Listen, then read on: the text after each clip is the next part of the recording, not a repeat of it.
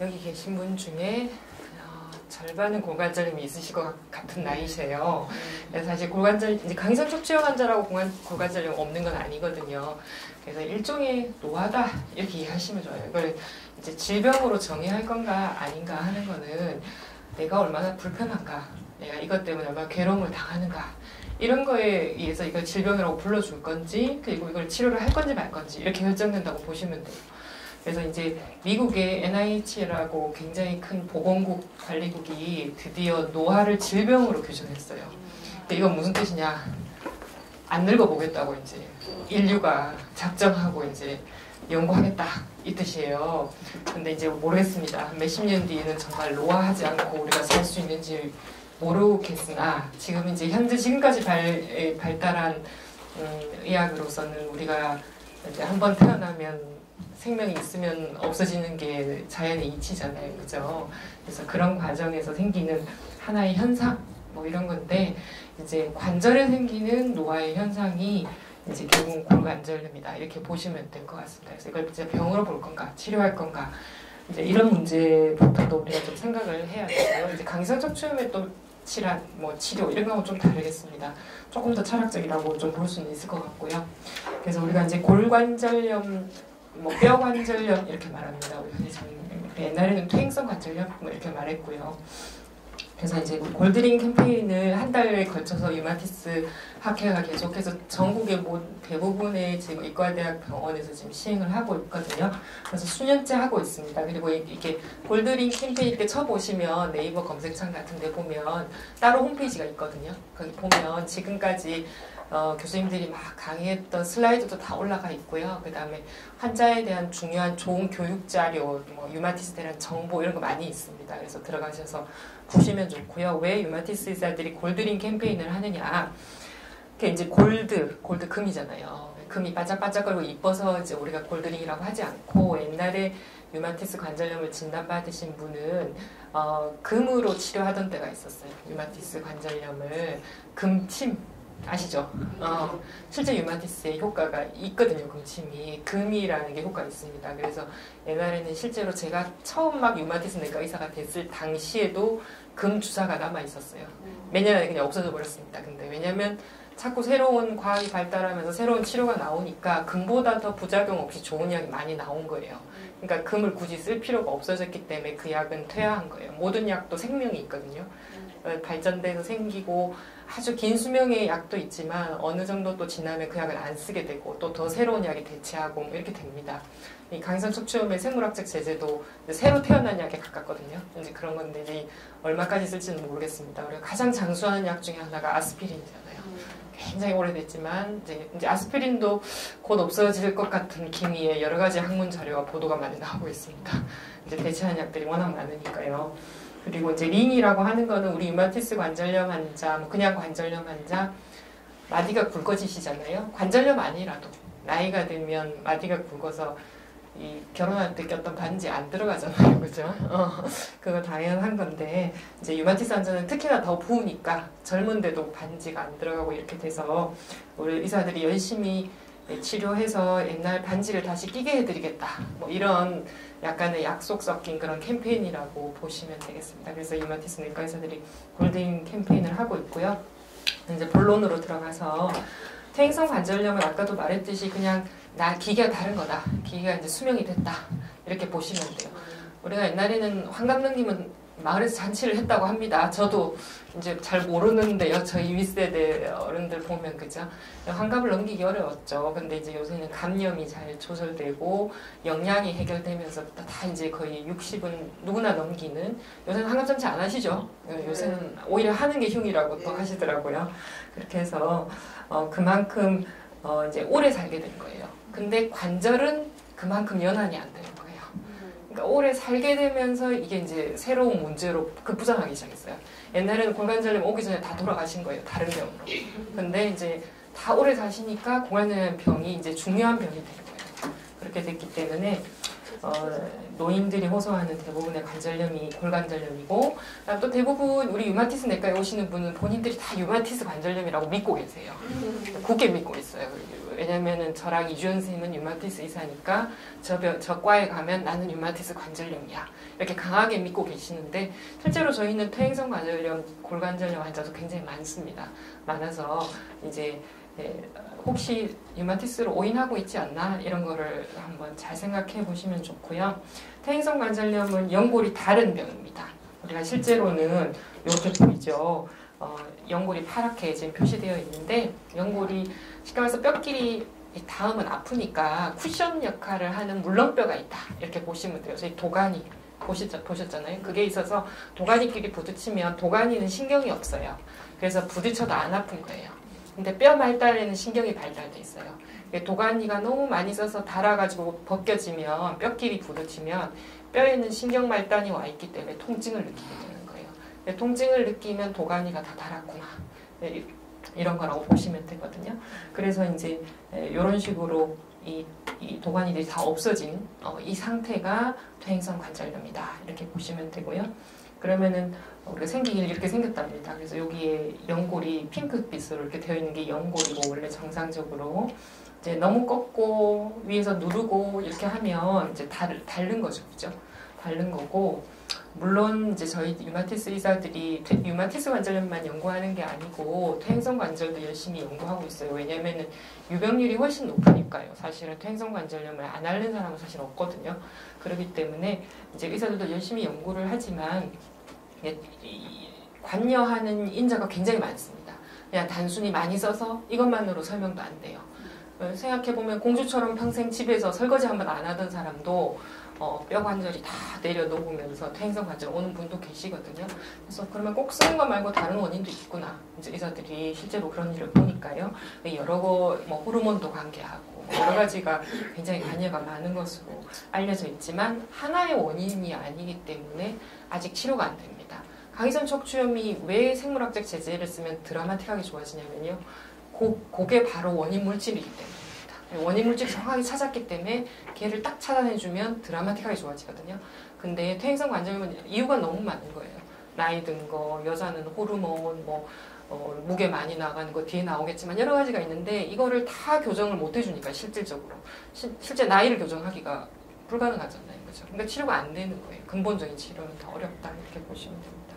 그래서 증상은 주로 무릎 관절염 많이 오죠. 우리나라 서양은 고관절이 많이 온다고 하거든요. 아마 이 생활 방식이나 이런 거랑 관계 있을 것 같아요. 우린 자식 생활하고 뭐 이런 거랑 관련이 있을 거라고 보는데, 무릎 관절염이 많이 오고, 그다음에 오래 걸으면 보통은 통증이 되게 심해지고, 많이 쓰면 아프다 이 뜻이죠, 그죠? 아까 강의성 척추염은 아침에 일어날 때 아프고 뒤에 가서 생활 좀 하면 풀린다고 했잖아요. 퇴행성은 반대예요. 처음은 밤새 쉬었기 때문에 좀 기계를 움직일만 한 거예요. 근데 기계를 또 가동하면 또 아픈 거죠. 그러니까 오후 되면 더 아프고 사용하면 더 아프고 이렇게 되는 거예요. 그리고 바르게 섰을 때 이제 무릎 사이 주먹 하나 벌어진다. O자 다리. 우리 할머니들 보면 목욕탕 가면 이렇게 O자로 이렇게 보이잖아요, 그죠? 이제 그런 것들이 다 이제 안쪽에 연골이 다르면 이렇게 O자처럼 휘게 돼요, 무릎이. 그래서 그런 모양이 달라지고, 그다음에 이제 흔히 관절에서 소리 난다, 이렇게 많이 표현을 해요. 내 귀에 들린다, 이렇게 말씀하세요. 실제 들리거든요. 본인은 옆에 사람은 잘 안 들리고, 심할 때 옆에 사람은 들릴 때도 있어요. 그걸 연발음이라고 하는데, 이제 통증이 없이 연발음만 있는 거는 병은 아니에요. 그래서 그냥 소리 난다고 병원에 진료받으러 오시는 분도 계시거든요. 근데 그거는 병은 아니고요. 그냥 아프면서 소리가 나고 뻑뻑하고 이러면 이제 골관절염의 하나의 그냥 증상 중에 하나다, 이렇게 보시면 되고, 그 다음에 한 번 생긴 통증이 한 며칠은 막 지속되고, 대부분 연골에 이제 통증 손상받은 게 회복할 때가 시간이 걸릴 거니까요. 그래서 흔히 우리가 보는 퇴행성 관절염 환자들 전형적인 무릎 사진 모양이에요. 보시면 여기가 쑥 들어갔죠. 여기도 쑥 들어갔죠. 이게 왜 그러냐면 오른쪽 무릎이 많이 아프신 분이에요. 이분은 많이 아파서 여기를 안 디딜라고 해요. 사람은 아프면 자꾸 힘을 안 주려고 무의식 중에 이렇게 다 반대편으로 힘을 옮기거든요. 그러면 이제 이 부분에 근육이 다 빠져요. 근육이 다 빠지면서 오히려 근육이 쑥 들어가면서 없는 것처럼 이렇게 보이는 거예요.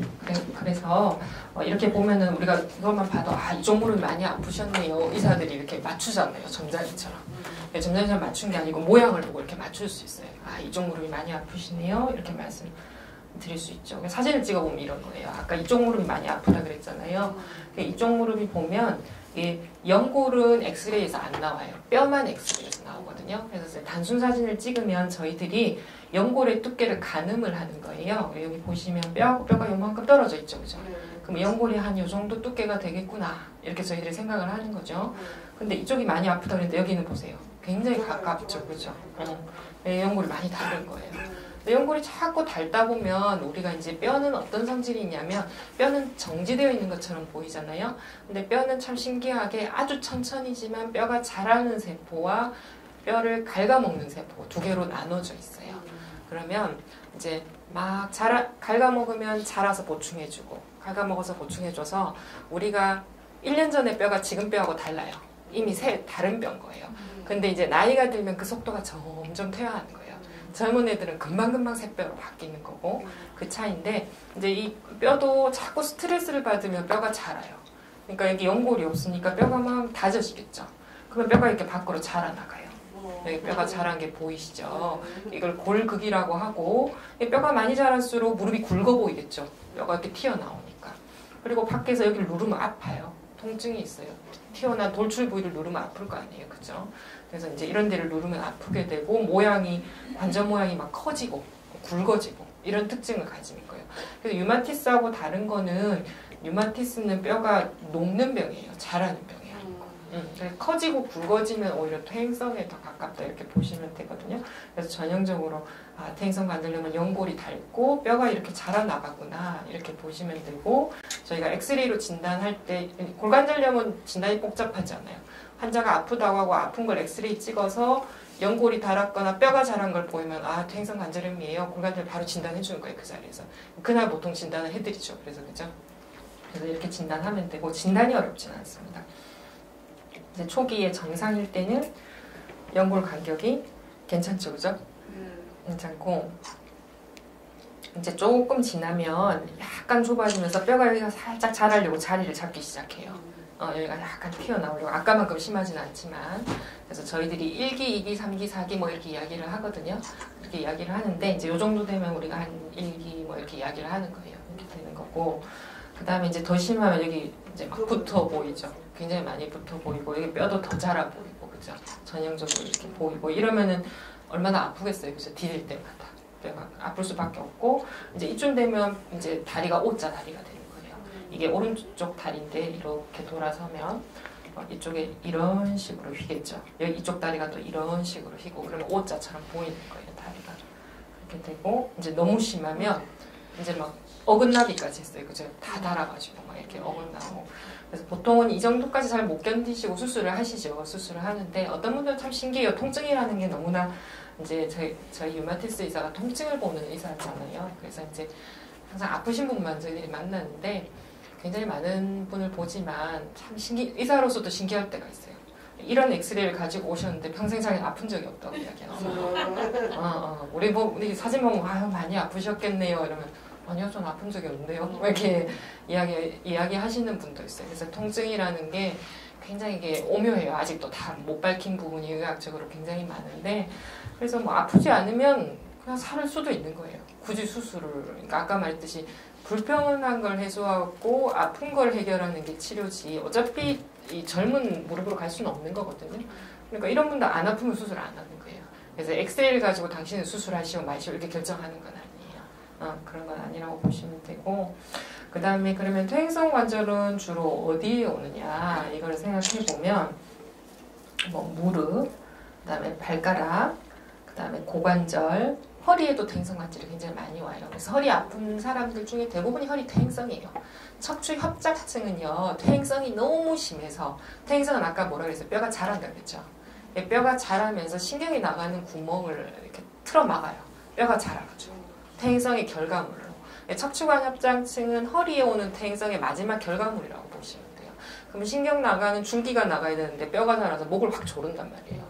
그러면 신경이 눌리면 다리로 뻗치는 통증이 있고 다리가 저리고 힘이 없고 그래서 신경이 마침내 눌렸을 때 척추관 협착이라고 하는 거고요. 그전에는 그냥 자라기만 하고 있을 거 아니에요. 그죠? 그럴 때는 이제 아픔만 있는 거예요. 그래서 허리가 아프다 이건 다 퇴행성 관절이에요. 퇴행성 관절이고 그것도 노화다 이렇게 보시면 되고 그 다음에 이제 경추에도 퇴행성 관절 올 수 있고 그다음에 손가락 중에서도 이제 사진을 다시 손가락만 다시 보겠지만 손가락에도 또 잘 오는 자리가 있습니다. 그래서 이제 손가락에 올 때가 아 이게 류마티스 관절염인가 퇴행성 관절염인가 막 헷갈리기 시작하시는 거죠, 그죠? 그래서 그거를 보면 손가락은 이렇습니다. 우리 모양이 이러면 끝마디에 온다.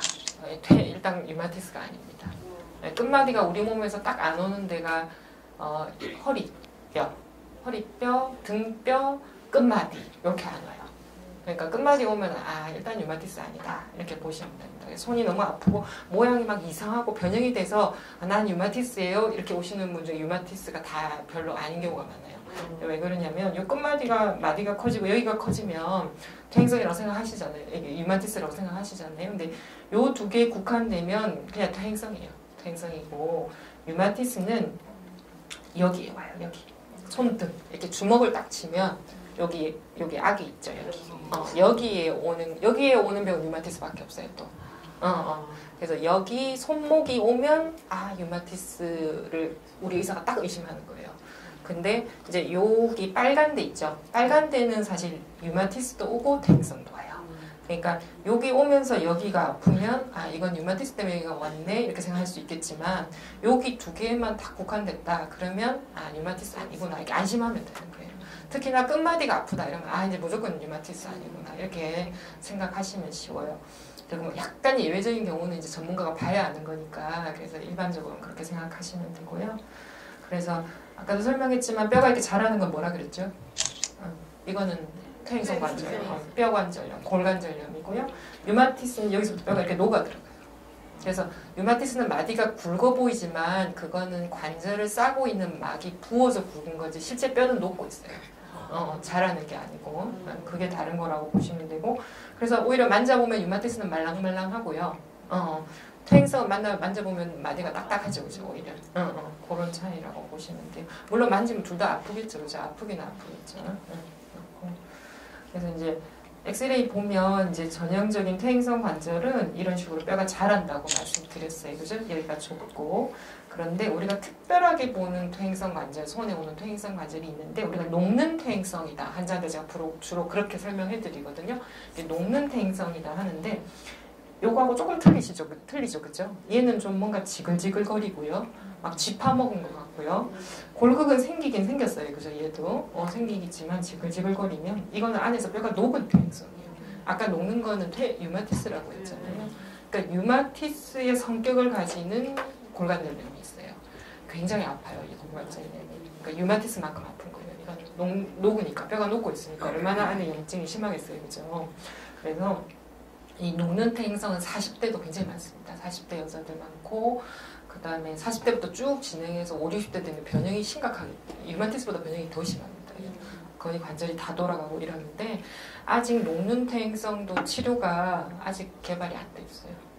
그래서 너무 많이 아파서 소염제 쓰고 뭐 진통제 쓰고 이런 거 막 열심히 하지만 변형을 막는 획기적인 약은 거의 없습니다. 아직까지는. 의사들이 굉장히 열심히 연구를 하고 그러니까 의사가 눈에 보이기에도 3개월에 한 번 볼 때마다 변형이 되는 사람도 있어요.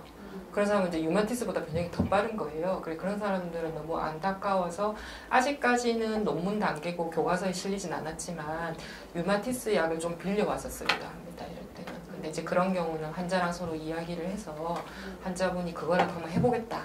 이렇게 하신 경우는 이제 저희들이 하기도 합니다. 근데 그래도 류마티스는 류마티스 약 쓰면은 멈추거든요.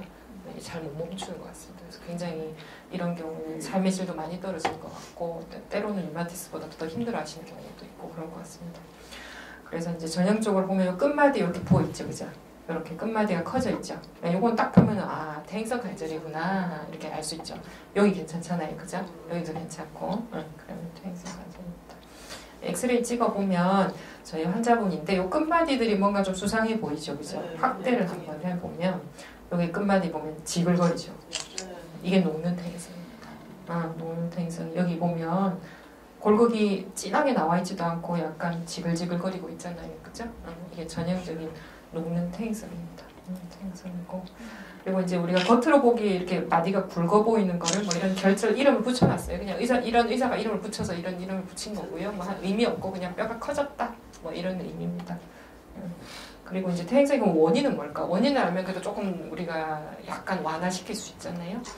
그래서 뭐 1번은 노화입니다, 사실은. 그래서 우리가 해결을 못하는 거죠. 완벽하게 해결을 못하는 거고 늙는 걸 막는 사람이 누가 있겠습니까? 가는 세월 아무도 못 막잖아요, 그죠? 근데 또 우리가 노력해서 좀 할 것들이 있는데 우리가 다친 관절의 퇴행성이 일찍 옵니다, 나이 들어서. 그래서 젊을 때 스포츠 손상 이런 거 좀 조심해야 됩니다. 그래서 젊을 때 발목 자꾸 삐고 꺾이는 사람은 발목 관절염이 일찍 옵니다, 나중에. 그 다음에 뭐 사고 당해서 무릎을 세게 다쳤다든지 교통사고 그런 사람들은 무릎 관절염이 일찍 옵니다. 그래서 너무 격렬한 스포츠 하시다가 다치지 않도록 젊은 사람들은 조금 조심할 필요는 있고요. 그 다음에 이제 비만, 이제 제가 강조하고 싶은 게 이겁니다. 비만입니다. 그래서 우리가 이제 여러 연구를 해보면 지방세포에서 퇴행성 관절을 나쁘게 하는 호르몬을 낸다는 게 다 밝혀져 있습니다. 그래서 실제로 환자분들, 특히 녹는 퇴행성 환자들도 그렇고요. 염증성 류마티스 관절도 마찬가지입니다. 몸무게를 좀 줄이면 좀 완화되는 걸 알 수 있어요. 환자분도 실제로 느끼기도 하시거든요. 그만큼 표준 체중을 유지하는 게 굉장히 중요합니다. 나이 들으면 나이살이 있지 않냐? 학문적으로 나이살은 없습니다. 나이 들어도 표준 체중 유지해야 됩니다. 나이 들수록 표준 체중을 유지해야 되고요. 나이 들면 기초대사량이 급격히 떨어지기 때문에 중년에 먹던 거 그대로 먹고 움직이는 거 똑같이 움직이면 무조건 살찝니다. 왜냐하면 이제 세포의 노화가 일어나서 세포가 에너지를 안 씁니다. 그래서 똑같이 하면 무조건 찌게 되어 있거든요. 그렇기 때문에 나이가 더 들면 먹는 걸 조금 더 줄이든지 아니면 움직임을 조금 더 늘려보려고 애를 써야 되는데 이제 나이가 들면은 자꾸 관절이 나빠져서 움직임을 늘리는 게 쉽지 않잖아요. 그렇기 때문에 사실은 제가 늘 강조하는 게 40대, 50대 중년에 운동한 사람하고 안 한 사람하고 7, 80대 완전 달라진다 이런 얘기를 하는데 그때 근육을 키워놓고 운동을 해놓은 사람은 대사가 건강해져 있기 때문에 기초대사량이 유지가 되기 때문에 나이가 들어도 살이 잘 안 찝니다. 근데 그때 운동을 못했다. 그러면 그냥 나이살이 계속 찌는 겁니다. 그리고 지방 늘어나고 지방 늘어나면 계속 우리 류마티스 질환도 안 좋아지고 퇴행성도 안 좋아지고 그렇게 됩니다. 그래서 건강하게 적당한 움직임과 건강한 식사 이거는 가장 뭐니 해도 기본인 것 같습니다. 사람들의 심리가 그런 것 같습니다. 아프면 뭔가를 더 먹어야 될 것 같은 생각이 들어요. 이해를 먹으면 나을 것 같고 매일 TV에 광고를 합니다. 그죠? 저걸 먹으면 내가 나을 것 같은 느낌이 딱 드는 거예요. 거의 이제 전도 당한 거죠. 그런데 실제로 뭘 안 먹어야 좋아지는 병이 대부분입니다. 대부분이고 뭘 먹어서 도움은 안 되고요. 그리고 가장 중요한 거는 TV에 나와서 광고를 하는 건 원래 전문의약품은 광고 허락이 안 돼 있어요. 법적으로. 광고를 하는 건 전문의약품이 아닙니다. 그래서 지금까지 제가 드린 약을 TV에 나와서 광고하는 거 한 번도 본 적 있으십니까? 없죠. 그죠? 전문의약품은 법적으로 광고가 불허되어 있습니다. 전문가에 의한 처방만 가능하게 되어 있기 때문에 광고가 안 되고요. 광고를 한다는 뜻은 일단은 약이 아니라는 뜻이고 약이 아니라는 뜻은 약효가 없다는 뜻입니다. 약효가 입증이 안 돼 있기 때문에 식품입니다. 식품은 두 가지 특징이 있거든요. 약효가 없다. 두 번째, 몸에 별로 해롭진 않다. 별로 해롭진 않아서 정부에서 놔두는 겁니다. 그냥 너희 마음대로 장사하라고 그냥 그런 겁니다. 그게 식품이고요. 그래서 그 광고를 믿고 그 사람들 말은 또 굉장히 잘 믿어져요. 저걸 없던 병이 있던 병이 다 없어질 것 같은 느낌 막 드는 거죠. 홀리는 거예요, 사람은. 또 그게 그 사람 기술이니까, 그죠? 우리가 이제 또 순진한 사람 다 빨려 들어가는 거예요. 요즘은 밀크 시슬이 유행이더만요. 그 다음에 크릴 오일. 주기가 늘 바뀝니다. 또 몇 개월 지나면 또 뭐가 오고 논이 한물 가고 이제 크릴 오일로 갔습니다. 저희는 이게 시대의 흐름을 읽을 수 있어요. 진료실에 앉아 있으면. 그게 진짜 효과가 있으면 그게 왜 바뀌겠습니까? 흐름이, 그죠? 진짜 그게 효과가 있으면 그걸 계속 약으로 쓰고 있어야지, 그죠? 그게 이제 3개월 지난다고 또 다른 거 팔아먹고 3개월 전 이제 다 집집마다 다 샀거든요. 그 다음에 이제 크릴 오일 또 팔아야 되는 거야. 또 집집마다 다 사면 이제 그거 또 바뀔 거예요, 또. 그러니까는 우리가 약간 지혜가 필요해요. 그런 걸 볼 때마다. 그러니까 보면 광고를 할 수 있는 건 식약처에서 약효 인정을 안 한 거라고 보시면 돼요. 약효 인정을 한순간 약이 되고 약이 된 건 광고가 안 됩니다. 그렇게 이해하시면 됩니다. 그래서 그런데 너무 많이 돈을 쓰지 마시고 오히려 그 돈으로 운동을 한다거나 건강한 삶을 영위하는데 그 돈을 쓰셨으면 좋겠습니다. 그리고 여행도 가고 이렇게 좋은 거 보고 이런 거 하시는데 돈을 쓰십시오. 그리고 이제 유전적 요인이 있습니다. 아까도 말했듯이 40대도 고관절염 온다 그랬잖아요. 아까 그 녹는 퇴행성은 모계적으로 굉장히 강하게 유전합니다. 그래서 어머니가 그러면 딸이 잘 그러고요. 그래서 가족력이 굉장히 강합니다. 그래서 막 저희는 모녀가 다니는 골관절염 환자들도 막 제법 있거든요. 그래서 그런 경우들이 유전이고요. 유전인데 엄마 아빠를 오늘날 갑자기 바꿀 수 없지 않습니까? 그럼 이것도 해결이 안 되는 겁니까, 결국은, 그죠? 해결이 안 되는 거고 우리가 결국 할 수 있는 건 한 요 정도입니다, 그죠? 그래서 건강한 몸을 유지하고, 그다음에 생활습관. 요새는 이제 이러시는 분 잘 없는데 옛날 어머니들은 아직까지 이렇게 닦아야지 성에 풀리시는 분이 있어요. 바닥을 꿇고 닦고, 그다음에 먼지 하나도 있으면 나는 못 참겠고, 손은 다 휘어가지고 아파 죽겠다고 맨날 하시는데 맨날 먼지를 닦고 계세요. 제발 좀 그런 걸 하지 마시라. 어머니 맞지요? 농사 짓지 마시라. 제가 그러는데 그거를 꼭 이렇게 하시고 싶어 하시는데, 저는 어떨 때는 또 그럽니다. 어떤 분들은 또 취미로 골프를 난 죽어도 해야 되겠다. 또 남자분 또 이러신 분도 계시고, 그래서 우리가 뭐 손가락으로만 삽니까, 그죠? 손가락 좀 아파도 내가 즐거운 걸 택할 거다. 뭐 그게 더 중요할 수도 있습니다. 저는 크게 보고 싶습니다. 인생을. 그래서 뭐 골관절염 뭐 치료 안 했다고 우리가 뭐 어떻게 됩니까? 그죠? 어차피 갈 때 되면 갈 거고. 그런데 내가 그게 더 즐거우면 즐거운 거 저는 할 수 있다고 봅니다. 즐거운 것도 할 수 있고, 조금 불편한 건 약으로 조절해드리고, 뭐 이렇게도 할 수 있다고 생각합니다. 내가 그래서 꼼짝하지 마세요 그러면은 우리가 자꾸 위축되잖아요, 사람이. 병이 있다고 뭐 못해 이렇게 하는 거는 되게 삶의 질을 떨어뜨리는 것 같아요. 병과 같이 살아야 됩니다. 그냥 즐겁게. 이렇게 생각하시면 되고, 하지만 이런 건 안 됩니다. 이런 건 안 되고, 그래서 청소기도 좋고, 대충 좀 더럽게 하고 살면 어떻습니까? 좀 더러우면 면역도 좋아집니다. 너무 깨끗하면 면역이 나빠요. 그거 아시죠, 어머니들? A형 간염 저희 세대부터 항체가 없습니다. 너무 깨끗하게 살아가지고. 그래서 사실 적당히 더러워도 또 좋은 점도 있습니다. 그래서 이렇게 하시면 되고, 그다음 초기에는 그냥 뭐 나는 아픈데 병원 오면 의사가 뭐 엑스레이는 괜찮아요. 뭐 이 정도 하는 거죠. 엑스레이 이 정도 안 나쁘고요. 한 1기 정도 됩니다. 뭐 이렇게 보통 말해줍니다. 이럴 때는 그냥 나의 삶의 질을 올리는 게 목표예요. 꼭 약을 먹어야 되는 것도 아니고요. 찜질도 좀 하고 따뜻하게 하면 확실히 완화되거든요. 혈액순환 좋아지면. 왜냐면 온도 감각에 의해서 통증 감각을 우리 뇌가 잊어버려요. 통증을 없애는 게 아니고 이 속도가 있습니다. 우리가 만지는 감각이 제일 1등입니다. 그 다음이 온도 감각이고요. 그 다음 통증입니다. 그래서 우리가 이렇게 어릴 때 엄마가 배 어루만져주면 배 아픈 거 좋아지잖아요. 만지는 감각이 먼저 뇌로 딱 들어가서 문을 딱 닫아버려요. 통증이 못 오게. 그래서 안 아프게 느껴져요. 근데 따뜻하게 하면 통증보다 먼저 가버리거든요. 따뜻함이. 그리고 통증을 딱 못 느끼게 해줘요. 내가 되게 신기하죠, 그죠? 그래서 이렇게 통증을 잊어버리게 좀 해드리는 거죠. 이렇게 해주는 거고, 그 다음에 이제 진통소염제 쓰면 통증이 많이 경감됩니다. 하지만 너무 오래 많이 쓸 수는 없습니다. 위장장이 있을 수 있기 때문에. 물론 류마티스 관절염이나 아까 강성 척추염은 장기간 쓸 수밖에 없는 병입니다. 또 그런 병에 위가 나쁘다 하더라고요. 또 끊으시면 안 돼요. 이제 그런 거는 의사들이 또 확실히 또 예방을 하고 씁니다. 아예 위궤양약을 미리 쓰면서 씁니다. 그런 경우는 써야 되기 때문에. 그래서 이제 부작용을 막는 것도 의사의 역할이거든요.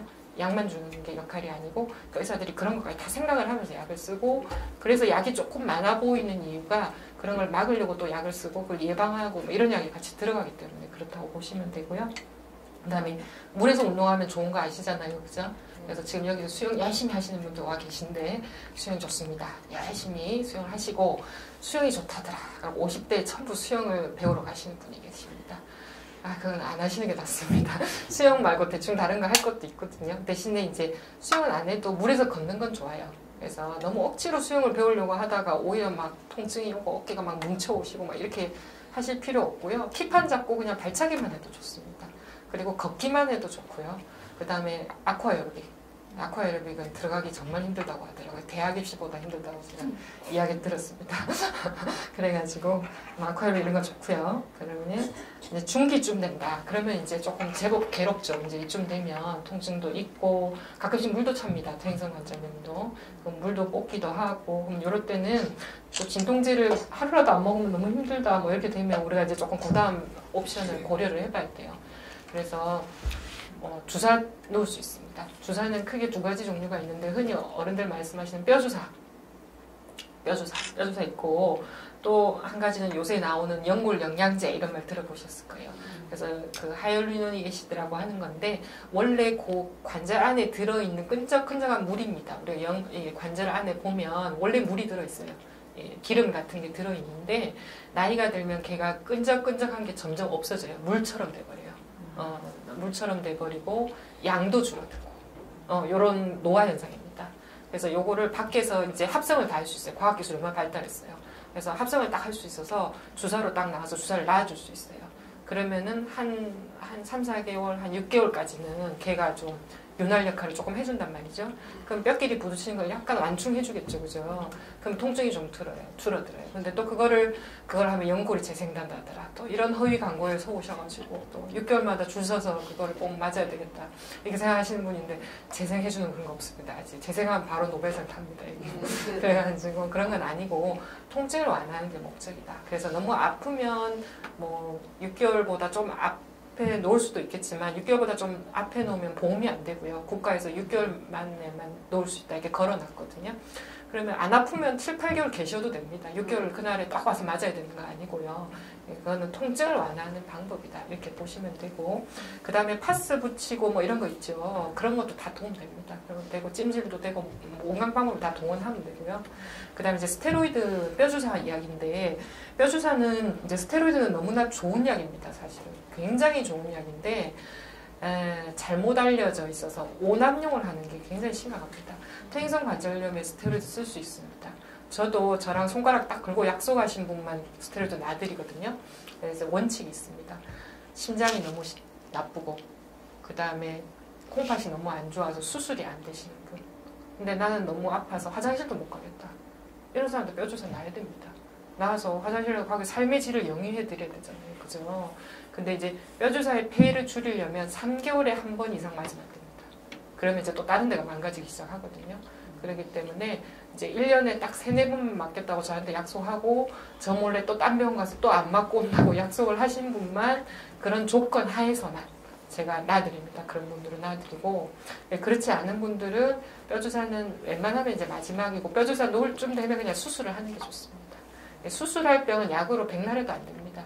저도 내과 의사지만 수술 별로 안 좋아하거든요. 근데 퇴행성 관절염은 제가 적극적으로 수술하자고 합니다. 왜냐하면 3기, 4기 넘어가면 아까도 말했듯이 기계가 달았는데 약으로 연골 재생 절대 안 됩니다. 약 연골 재생된다고 허위 광고하는 건 전부 다 제가 고발해버리고 싶은 심정입니다. 원래 재생 안 되는 조직입니다. 안 되는 조직에서 안 되고, 그러면 결국은 인공관절 해야 됩니다. 그래서 인공관절은 그렇게 위험한 수술도 아니고요. 적극적으로 마취만 할 수 있는 심폐기능이면 할 수 있습니다. 마취를 이제 못하는 그런 분들이 이제 조금 안타까울 뿐이지만, 마취만 할 기능을 가지고 있으면 이제 이런 분도 이제 인공관절로 바꾸신 거죠.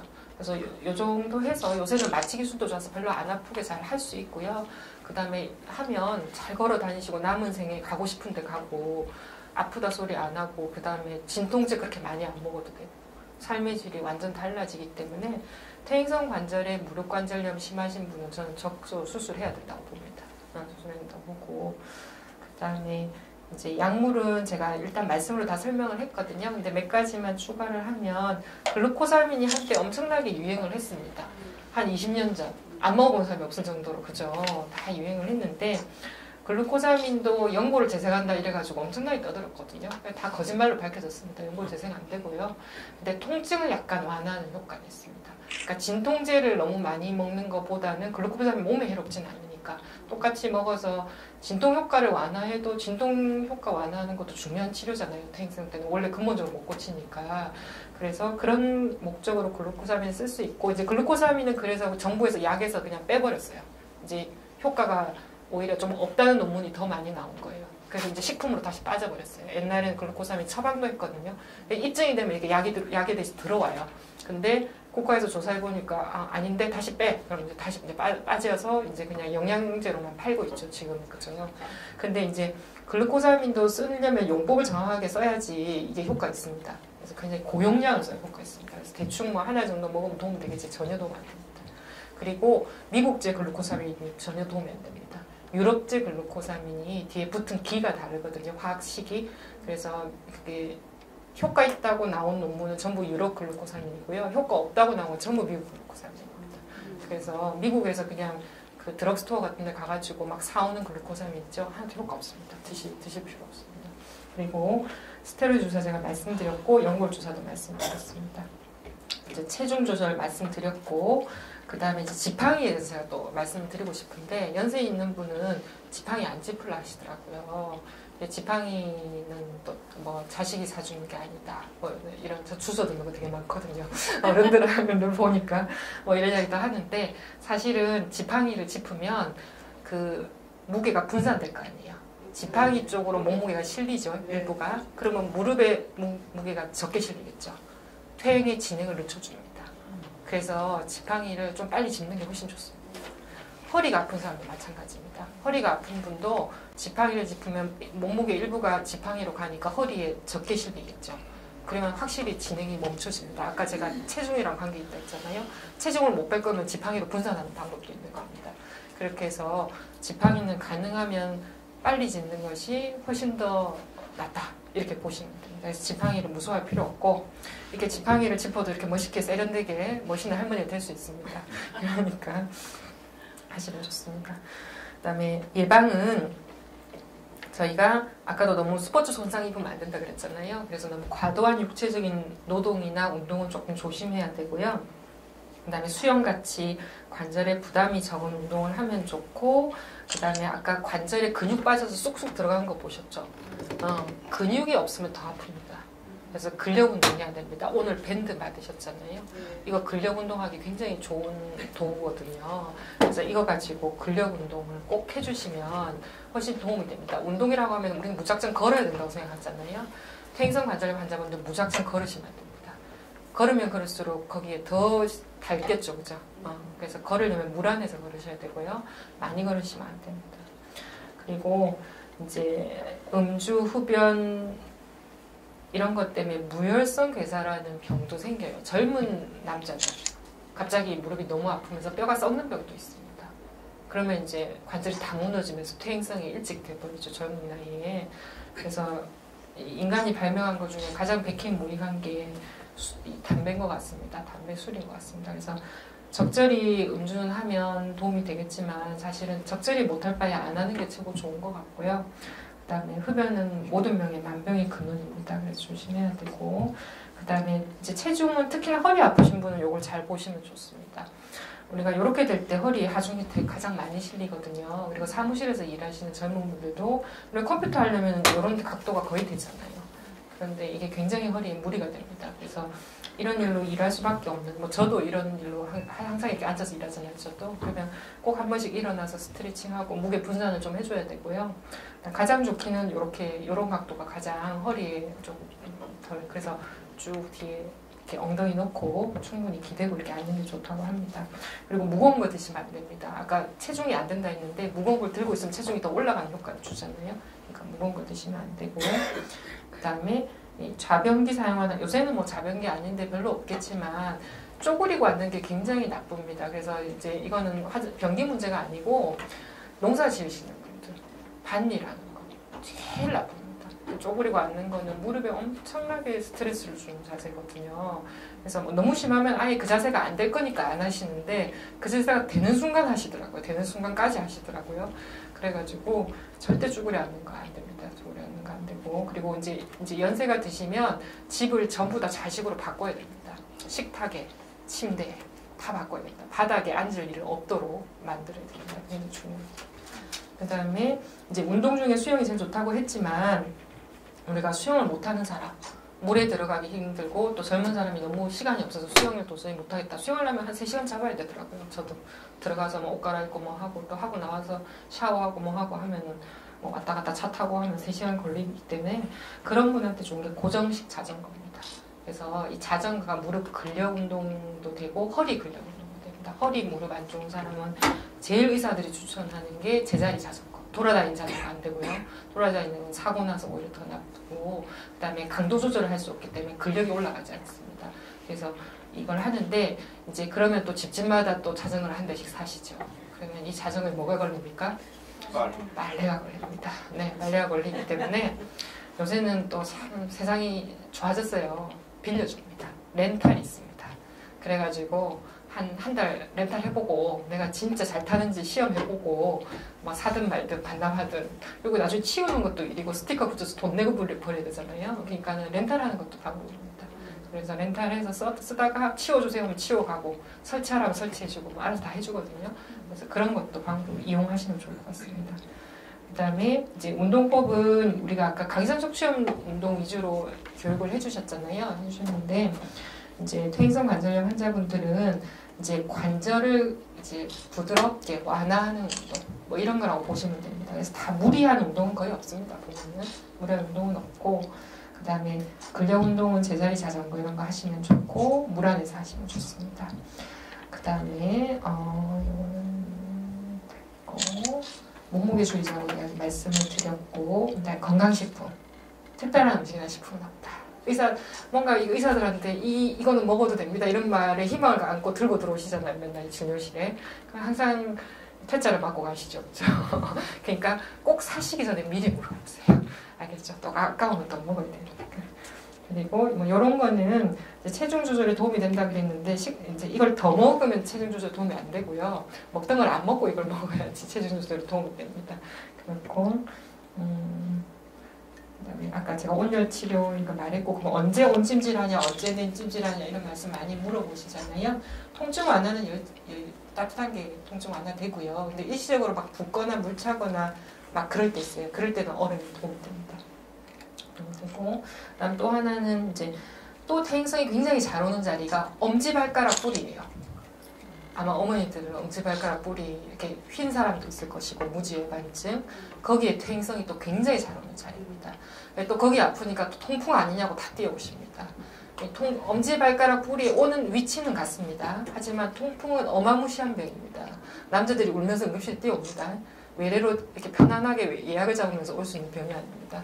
그래서 이제 퇴행성이 굉장히 잘 오는 자리인데 신발이랑 관계 있거든요. 신발 꼭 끼지 않게 편안한 신발 하고요. 그다음에 뭐 이완요법 이제 이쯤 되면 거의 종교 집단 같긴 한데 우리가 이제 이거는 그런 겁니다. 우리가 통증에 대한 마음가짐. 아까 통증이 사람이 굉장히 천차만별이라고 그랬잖아요. 우리가 통증을 무서워하면 통증이 더 심해져요. 통증의 공포를 느끼는 순간 통증이 나를 잡아먹어요. 그 다음에는. 그래서 굉장히 예민해지고 조그만 통증도 엄청나게 반응해요. 우리 뇌가 그렇게 생겼어요. 그래서 이제 만성 통증에 아주 오랫동안 시달리면 통증이 굉장히 예민해집니다. 이 성격이 예민한 거하고 완전히 또 다른 거예요. 이건 딴 이야기거든요. 그래서 굉장히 예민해서 굉장히 힘들게 되는데 이럴 때는 이제 자율신경을 편안하게 하는 이완요법을 좀 사용하면요. 약간 덜 불편하게 느껴지는 순간들도 있습니다. 그래서 뭐 명상을 한다거나 깊은 심호흡을 한다거나 뭐 아니면 종교가 있으면 기도를 하셔도 좋고 아니면 뭐 숲에 가서 이제 나무들하고 이렇게 딱 좋은 공기도 마시고 이런 것도 통증에 도움이 됩니다. 신기하게. 그렇고 그다음에 처방한 약을 규칙적으로 먹는 게 중요한데 이제 어떤 분들은 약을 먹으면 효과가 좋았단 말이죠. 그럼 그 약을 가지고 먹었다 말았다 하시는 분이 계셔요. 의사들이랑 다 의논을 하면 돼요. 약 안 먹는다고 의사들 절대 혼 안 냅니다. 특히 퇴행성 관절은 약을 안 먹어도 안 아프더라고 하면 의사들이 기쁘죠. 왜 혼을 냅니까? 그죠? 류마티스 관절염은 혼냅니다. 좀. 그건 좀 딴 병이고요. 근데 이제 퇴행성 관절은 그 정도 좋아졌으면 우리가 의사가 약을 이렇게 해봅시다. 요거는 빼보고 요건 조절해보고 줄여보고 이렇게 단계적으로 계획이 있거든요. 근데 뚝 끊고 또 안 오시고 또 아파서 또 오시면 또 센 약을 먹는 거예요. 또 센 약을 먹다가 또 좋아지면 또 약 끊는 거죠. 그럼 또 다음은 그게 반복인 거예요. 계속. 그러니까 의사들한테 의논하면 됩니다. 저랑 이주연 선생님 전혀 안 무섭습니다. 해가지고 의논하시면 됩니다. 예, 마지막 슬라이드가 가을입니다. 단풍 보셨어요? 네. 그래서 제가 이거를 건 이유는요. 아까도 잠시 말씀드렸지만 생명이 있는 게 결국은 언제는 가는 것 같습니다. 그렇죠? 그래서 결국은 노화하고 아프고 그러는 게 인생인 것 같은데 우리가 이제 나이가 들면 지혜가 늘잖아요. 기력은 없어지고 통증은 늘고 저는 아직 뭐 어르신들보다는 어리지만 굉장히 다양한 계층의 많은 분들을 만나게 되잖아요. 연세 있는 분도 많이 만나고 이야기도 나누고 이러면 저도 지혜도 얻고 배우는데요. 가끔씩 제가 막 이렇게 아기 같은 할머니도 있어요. 가끔씩 만나면. 그럼 제가 막 어머니 우리가 한번 살았으니 언젠가 죽는 거 아니겠습니까?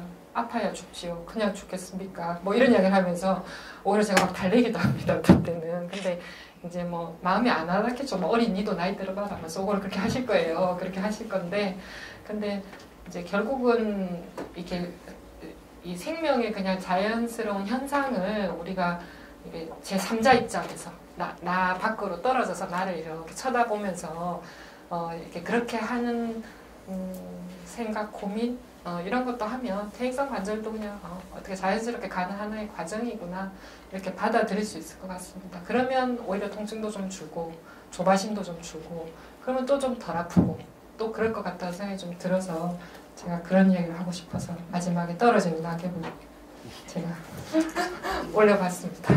네, 감사합니다.